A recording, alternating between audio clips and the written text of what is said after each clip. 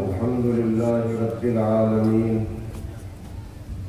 والصلاة والسلام على سيد الأنبياء والمرسلين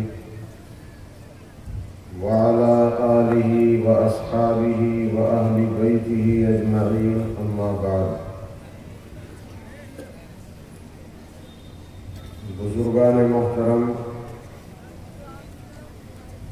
آپ سبھی حضرات کافی دیر سے اپنے اس روحانی اور علمی مرکز کے سالانہ جلسے میں تشریف فرما ہیں. یہ بات مسلم ہے کہ ہمارے علاقے کا یہ سب سے پہلا اور پرانا مدرسہ ہے.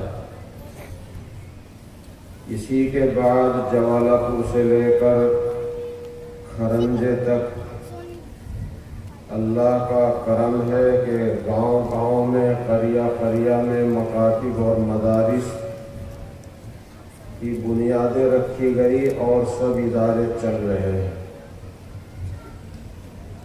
اور یہ بھی بات مسلم ہے کہ مولانا محمد ہارون صاحب کے ٹائم میں مدرسے کی ترقی رکی نہیں بلکہ ترقی اور آگے بڑھی ہے. پہلے بھی لوگ کام کرتے رہے، مدرسہ ترقی کرتا رہا، لیکن ان کے دور میں اس کو ترقی کو رکاوٹ نہیں بلکہ اور ترقی ملی ہے. اور میں یہ بات عرض کیا کرتا ہوں کہ میری طرح انہوں نے اس مدرسے سے فیض حاصل کیا، یہاں تعلیم پائی. میں نے اکڑ بھی تعلیم پائی، یہاں بھی تعلیم پائی، پھر دیوبند. تو انہوں نے اس مدرسے میں رہ کر کئی سال علم حاصل کیا ہے. تو ان کے رگ و ریشے میں جو محبت ہو سکتی ہے وہ کسی ایسے کے دل میں نہیں جس نے یہاں کسب فیض نہ کیا ہو.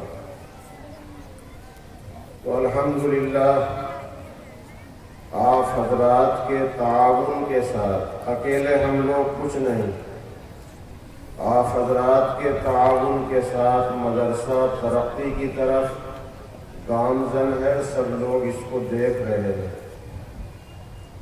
لیکن یہ صحیح ہے کہ آپ کے بغیر نہیں ہے. اللہ تعالیٰ سب کی اجتماعیت کو باقی رکھے اور مزید ترقی عطا فرمائے. جلسہ تو ماشاءاللہ ختم ہو رہا ہے.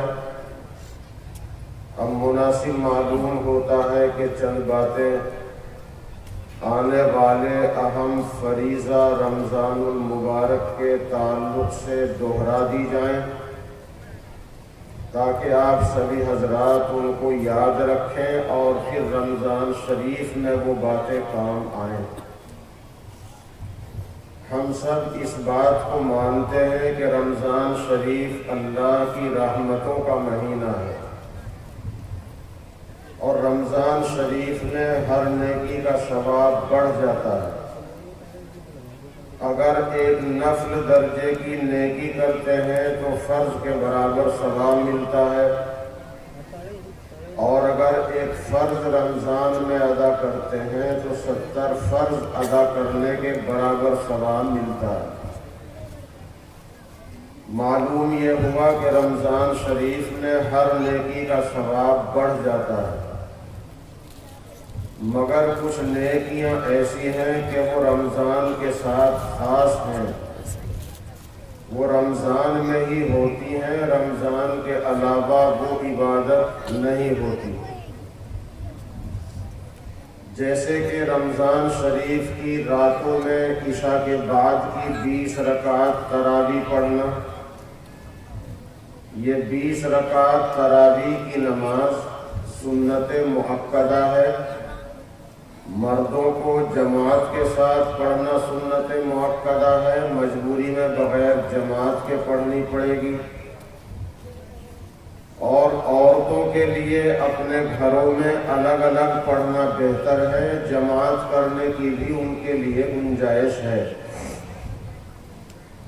لیکن یہ 20 رکعت تراویح ہمارے لیے بھی سنت ہے، عورتوں کے لیے بھی سنت ہے۔ اس لیے ہماری ماں بہنیں، ہماری بچیاں بھی اپنے گھروں میں سنت تراویح کو اہتمام کے ساتھ پڑھیں۔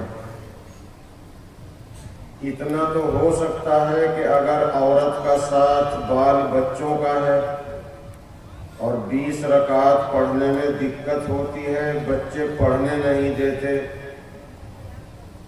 تو وہ 20 رکعت عشاء کے بعد سے لے کر سحری کی بندش تک پوری کر لیں،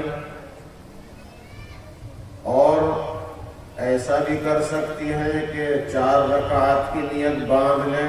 مرد تو 2 رکعت کی باندھیں گے، 2 ہی رکعت پر سلام پھیرنا سنت ہے۔ لیکن کوئی بیمار ہو، کوئی مسافر ہو، وہ 4 رکعت کی، 6 رکعت کی، 8 رکعت کی نیت باندھ کر ہر 2 رکعت پر بیٹھ کر اتحیات پڑھ کے کھڑا ہوتا رہے اور 4 یا 6 یا 8 پر سلام پھیرے۔ تو یہ مجبور آدمی کر سکتا ہے، کوئی بیمار ہے یا مسافر ہے، یا وہ عورت کر سکتی ہے کہ جس کے بال بچے اسے یکمشت 20 رکعت نہیں پڑھنے دیتے، تو 10-5 منٹ کا اس کو فائدہ ہو سکتا ہے، لیکن نماز نہ چھوٹے۔ سحری کی بندش تک اس کا ٹائم ہے، اگر تراویح چھوٹ گئی تو اس کی قضا نہیں ہے۔ تہجد کی بھی ہم قضا کر سکتے ہیں، اس کی بھی قضا نہیں، لیکن کر سکتے ہیں۔ محمد رسول اللہ صلی اللہ علیہ وسلم تہجد کی قضا کرتے تھے، ہمارے لیے واجب نہیں، مگر پھر بھی کر سکتے ہیں، لیکن تراویح کی قضا نہیں ہے۔ بس یہ تو رمضان کی رات کی عبادت ہے، عشاء کے فرض پڑھنے کے بعد اس کا وقت آتا ہے اور سحری کی بندش تک ٹائم ہے۔ اگر کوئی آدمی عشاء کے فرضوں کے بعد مسجد میں پہنچا، اسے پہلے اپنے فرض پڑھنے پڑیں گے، پھر 2 سنتیں پڑھنی پڑیں گی، پھر تراویح کی جماعت میں شامل ہوگا۔ اگر وہ تراویح کی جماعت میں شامل ہو گیا، فرض چھوڑ دیے کہ بعد میں پڑھ لوں گا، تو اس کی تراویح نہیں ہوگی، کیونکہ تراویح فرضوں سے پہلے ہوتی ہی نہیں، وتر سے پہلے تو ہوتی ہے، جیسا کہ ہم سب پڑھتے ہیں، وتر بعد میں پڑھے جاتے ہیں۔ وتر سے پہلے بھی پڑھی جا سکتی ہے، وتر کے بعد بھی پڑھی جا سکتی ہے، لیکن عشاء کے فرضوں سے پہلے تراویح نہیں پڑھی جا سکتی۔ نفل کا ثواب مل جائے گا، تراویح پھر اس کو پڑھنی پڑے گی۔ تو بعد میں آنے والا پہلے فرض پڑھے، پھر 2 سنتیں پڑھے، پھر تراویح میں شامل ہو۔ اگر کچھ رکعتیں امام کے ساتھ تراویح کی مل گئی تو وتر بھی جماعت کے ساتھ پڑھے، اور چھوٹی ہوئی تراویح پھر وتروں کے بعد پڑھے۔ مختصر سی اس گزارش سے آپ کی سمجھ میں یہ بات آ گئی کہ تراویح کی نماز مردوں کے لیے بھی سنت ہے، عورتوں کے لیے بھی سنت ہے، اور یہ 20 رکعت ہے، 8 نہیں۔ رافضیوں کے یہاں اور وہابیوں کے یہاں 8 رکعت بتائی جاتی ہیں، لیکن حدیث پاک میں محمد الرسول اللہ صلی اللہ علیہ وسلم کے عمل سے اور صحابہ کرام کے قول و فعل سے تراویح 20 رکعت ہے، نہ کم ہے نہ زیادہ۔ ایک تو ہم اس کا اہتمام کریں۔ دوسری عبادت جو رمضان کے ساتھ خاص ہے وہ فرض روزہ ہے۔ نفل روزہ کبھی بھی رکھ سکتے ہیں۔ سال کے اندر 5 دن ایسے ہیں جن میں روزہ رکھنا گناہ کی بات ہے۔ عید کا دن، بقرعید کا دن، بقرعید کے بعد کے 3 دن، ان 5 دنوں میں روزہ رکھنا گناہ ہے، ثواب نہیں۔ ان 5 دنوں کے علاوہ جب چاہیں نفلی روزہ رکھ سکتے ہیں۔ اور ابھی سنیچر میں شعبان کی 15ویں تاریخ تھی، اور 15ویں تاریخ کا نفل روزہ بہت سے بھائی بہنوں نے رکھا۔ کوئی واٹس ایپ ڈھونڈنے لگا کہ سنیچر کے دن شب برات کا روزہ رکھنا مکروہ ہے، ناجائز ہے۔ وہ واٹس ایپ کی بات صحیح نہیں تھی۔ حدیث کا حوالہ، دارالعلوم دیوبند کے فتوے کا حوالہ غلط استعمال کیا گیا تھا۔ اس حدیث کا اور دارالعلوم دیوبند کے فتوے کا مطلب یہ تھا کہ اگر کوئی شخص سنیچر کے دن کی عظمت سمجھ کر بار کے دن کی تعظیم کی وجہ سے بار کے دن کا روزہ رکھے، وہ ناجائز ہے، کیونکہ یہودیوں کے یہاں بار کے دن کی تعظیم ہے، جیسے ہمارے یہاں جمعے کے دن کی تعظیم ہے۔ تو اگر ہم صرف بار کا روزہ رکھیں یہ سمجھ کر کہ بار کا دن بڑا عظمت والا ہے، برکت والا ہے، ہم اس لیے رکھ رہے ہیں، تو اس کے لیے ناجائز ہے۔ لیکن اگر شعبان کی 15 تاریخ سنیچر میں پڑ گئی اور ہم نفلی روزہ سمجھ کے رکھ رہے ہیں، اس میں کوئی کراہت نہیں۔ جیسے رمضان میں 4 سنیچر آئیں گے تو ہم سنیچر کی تعظیم کی وجہ سے روزہ نہیں رکھیں گے، ہم تو رمضان کا رکھیں گے۔ اس لیے شعبان کی 15 تاریخ کا نفل روزہ بھی سنیچر میں رکھنے میں کوئی حرج نہیں۔ بس یوں نہ سمجھ کے رکھیں کہ سنیچر کا دن بڑا عظمت والا ہے، یہ سوچ یہودیوں کی ہے۔ تو نفلی روزہ کبھی بھی رکھ سکتے ہیں، لیکن رمضان کا روزہ فرض ہے، اور حدیث شریف میں ہے کہ رمضان کا فرض روزہ اگر کوئی آدمی بلا مجبوری کے چھوڑ دے تو رمضان کے بعد ایک روزہ رکھنے سے روزے کی فرضیت تو ادا ہو جائے گی، لیکن رمضان کے روزے کا جو ثواب ہے وہ 11 مہینے نفلی روزے رکھ کر بھی حاصل نہیں ہو سکتا۔ اتنی اہمیت رمضان کے روزے کی ہے، اس لیے رمضان کا روزہ چھوڑنا نہیں۔ اور یہ تو ہے چھوڑنا کہ روزہ نہیں رکھا، ارادہ ہی نہیں کیا۔ ایک ہوتا ہے توڑنا، توڑنا یہ ہے کہ ارادہ کر لیا تھا، سحری کی بندش کے بعد کچھ کھایا پیا نہیں، نہ غرارہ کیا، غرارہ کرنے سے حلق میں پانی جانے کا اندیشہ ہے۔ سحری کھائی یا نہیں کھائی، لیکن بندش کے بعد کچھ نہیں کھایا، اور اس کے بعد 11 بجے سے پہلے روزے کا ارادہ کر لیا، نیت 11 بجے سے پہلے کر لی، کھایا پیا کچھ نہیں بندش کے بعد، روزہ صحیح ہے۔ اب روزے کی نیت اور ارادہ کرنے کے بعد ایسا کوئی کام کیا جس سے روزہ ٹوٹ جاتا ہے، کھانا پینا، نفسانی خواہش کو پورا کرنا، یہ ہے روزے کا توڑنا۔ اگر رمضان کا روزہ رمضان میں توڑا، رمضان میں کا مطلب یہ ہے کہ کبھی رمضان کے روزے کی قضا کرتے ہوئے اسے توڑ دیا، اس کی وہ سزا نہیں۔ رمضان کا روزہ رمضان میں توڑا اور بغیر مجبوری کے توڑا، اس پر یہ سزا ہے کہ رمضان کے بعد 61 روزے رکھنے پڑیں گے۔ ایک روزہ قضا کا ہوگا، 60 روزے سزا کے ہوں گے، کفارے کے ہوں گے، اور یہ 60 روزے 2 مہینے کے روزے لگاتار رکھنے پڑیں گے۔ اگر کسی بیماری کی وجہ سے 60واں 59واں بھی چھوٹ گیا تو جتنے روزے رکھ لیے تھے سب اکارت ہوئے، ثواب مل جائے گا، لیکن یہ کفارے کے روزے شروع سے 60 رکھنے پڑیں گے۔ بیماری میں بھی 60واں بھی نہ چھوٹ جائے، اتنی پابندی سے لگاتار یہ 2 مہینے کے روزے رکھنے پڑیں گے اس کو جس نے رمضان کا روزہ قصدن توڑا، بلا مجبوری کے توڑا۔ عورت کے لیے مجبوری ہے، مہینے میں ناپاکی آتی ہے، ان میں روزہ نہیں رکھ سکتی، شریعت اسے مجبوری مانگتی ہے، لیکن ویسے تسلسل کے ساتھ رکھنے پڑیں گے۔ اور اگر 2 مہینے کے روزے نہیں رکھ سکتے تو پھر 60 فطرے دینے پڑیں گے، اور روزے کے بدلے روزہ رکھنا پڑے گا اور 60 فطرے دینے پڑیں گے۔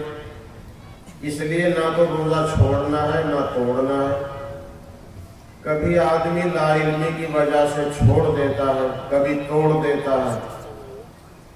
مثلا سحری نے آنکھ نہیں کھلی، اب ہم نے سمجھ لیا کہ ہمارا روزہ نہیں ہوگا تو رمضان کا روزہ چھوڑ دیا، بڑی خیر سے محروم رہا۔ آنکھ نہیں کھلی، اگر ہمت ہے تو بغیر سحری کے رکھ لو اور زیادہ ثواب ملے گا۔ کبھی کبھی آدمی بیمار ہو جاتا ہے، اس بیماری کی وجہ سے ڈاکٹر کہتے ہیں کہ انجیکشن لگے گا، گلوکوز کی بوتل لگے گی، خون ٹیسٹ کرنا پڑے گا، بدن میں خون چڑھانا پڑے گا، تو یہ مسلمان کیونکہ اپنی جان سے بھی زیادہ عزیز روزے کو رکھتا ہے، یہ ڈر جاتا ہے اور یہ کہتا ہے ڈاکٹر صاحب آج تو روزے سے ہوں، میں کل روزہ نہیں رکھوں گا، خون ٹیسٹ کا معاملہ کل کر لینا، انجیکشن کل لگا دینا، گلوکوز کی بوتل کل لگا دینا، میری آنکھیں خراب ہیں، مجھے دوائی ڈالنے پڑتی ہے تو میرے حلق میں اثر پہنچتا ہے، ڈاکٹر صاحب میں آنکھ میں دوائی نہیں ڈلوانا چاہتا، آج تو میں روزے سے ہوں، میں کل سحری نہیں کھاؤں گا، روزہ چھوڑ دوں گا، آپ میری آنکھوں کا علاج کل کر دینا تاکہ میرا روزہ خراب نہ ہو۔ تو مسئلہ معلوم نہ ہونے کی وجہ سے رمضان کا روزہ چھوڑ دیا، بہت بڑی خیر سے محرومی رہی۔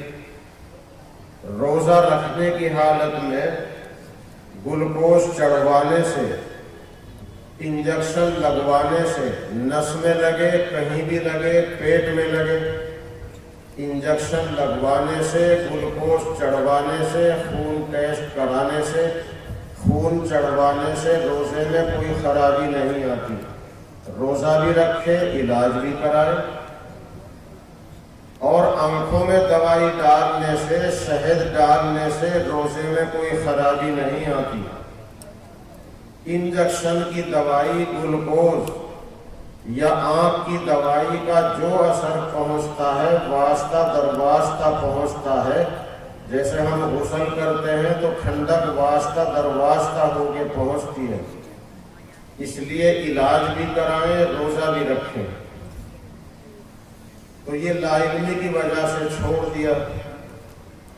اور ناک اور کان، یہ 2 چیزیں ایسی ہیں کہ ناک میں اگر دوائی ڈالیں گے روزہ ٹوٹ جائے گا، کان میں تیل یا دوائی ڈالیں گے روزہ ٹوٹ جائے گا، لیکن اگر کان میں پانی چلا جائے اس سے روزے میں کوئی خرابی نہیں آئے گی، اس لیے کہ کان کے اندر جانے والے پانی کا کوئی فائدہ نہیں، دوائی تیل کان میں ڈالنے کا فائدہ ہے، پانی کا کوئی فائدہ نہیں، اس لیے کان میں اور ناک میں نہ پانی جائے نہ دوائی، کان میں تیل اور دوائی نہ جائے، یہ دماغ تک پہنچتی ہے براہ راست، کان کا سوراخ ڈاکٹروں نے دماغ تک بتایا ہے، ویسے اس پہ ریسرچ چل رہی ہے، اگر کچھ دنوں کے بعد یہ تحقیق آ گئی کہ کان کا سوراخ دماغ تک سیدھا نہیں پہنچتا تو پھر مسئلہ بدل جائے گا، لیکن ابھی فتویٰ اسی پر ہے کہ کان میں نہ تیل ڈالے نہ دوائی ڈالے، روزہ افطار کرنے کے بعد اس کام کو کریں، اور سحری کی بندش سے پہلے کر لیں، سحری کی بندش سے پہلے دوائی ڈال لی، تیل ڈال لیا، اب روزہ شروع ہو گیا، اس میں کوئی فرق نہیں پڑے گا، وہ تو بندش سے پہلے ڈال چکا ہے۔ تو یہ جو چیزیں میں نے بتائی ہیں ان کو ذہن میں رکھیں، کبھی لا علمی کی وجہ سے آدمی روزہ چھوڑ دیتا ہے، کبھی توڑ دیتا ہے، جی مت لانے کی وجہ سے الٹی ہو گئی تو روزہ یہ سمجھ کے توڑ دیا کہ مجھے تو الٹی ہو گئی، میرا روزہ ٹوٹ گیا۔